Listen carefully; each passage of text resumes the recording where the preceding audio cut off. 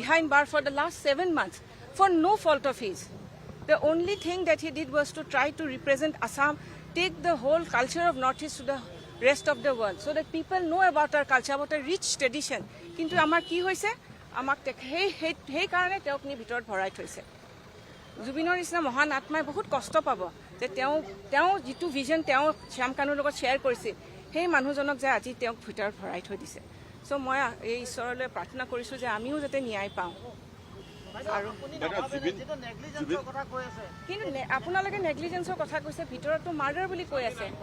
নহয় মানে এই তেখেতৰ কোৱেশ্চনটোত মই কৈছো আৰু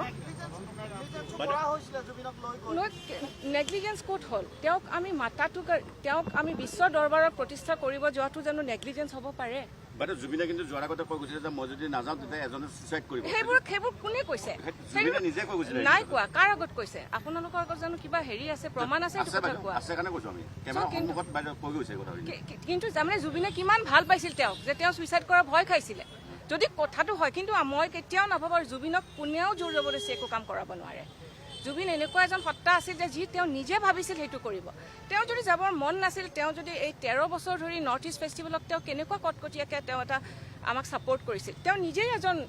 নিজে উদ্যুক্ত বুলি ভাবিছিল তেওঁ নিজে সদায় আমাৰ লগত আছিল কাৰণে গৈছিল ছিংগাপুৰলৈকে গৈছিল আপোনালোকৰ শ্যাম কানুৰ মহন্ত নহয় শ্যাম কানুৰ মহন্তৰ কাৰণে নহয় তেওঁ কৈছিলে যে নৰ্থ ইষ্ট আৰু অসমৰ কালচাৰটো তেওঁ পৃথিৱীত প্ৰতিষ্ঠা কৰিবলৈ তেওঁ গৈছিলে এইটো বুলি যে ভূপেন হাজৰিকাৰ 100 বছৰ যেতিয়া হ'ব সেই ভূপেন হাজৰিকাৰ গান তাতে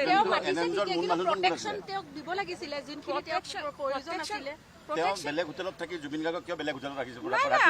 বেলেগত পাৰ্টি কৰিবলৈ যাব দিছিলে আমি জুবিন গাৰ্গক কেনেকৈ আপোনালোকে জোৰ জবৰদস্তি ধৰি ৰাখিব কওক তেওঁক যাব দিয়া বা হেৰিটোতো আমিতো জুবিনক আমি য'ত জুবিনে পেন পেচিফিক মানে ছিংগাপুৰৰ চবতকৈ বেষ্ট হোটেলখনত ৰাখিছোঁ য'ৰ 400 মিটাৰ দূৰত হস্পিটেল ৰেফেলছ হস্পিটেল পৃথিৱীৰ ভিতৰত চবতকৈ ডাঙৰ হস্পিটেলখন আছে জুবিন গাৰ্গে ইয়াৰ পৰাতো য়ট পাৰ্টিত যোৱাৰ প্লেন নাছিলে তাতে গৈ প্লেন কৰিছে তাতেতো শ্যাম কানু মহন্ত সেইখিনি সময়ত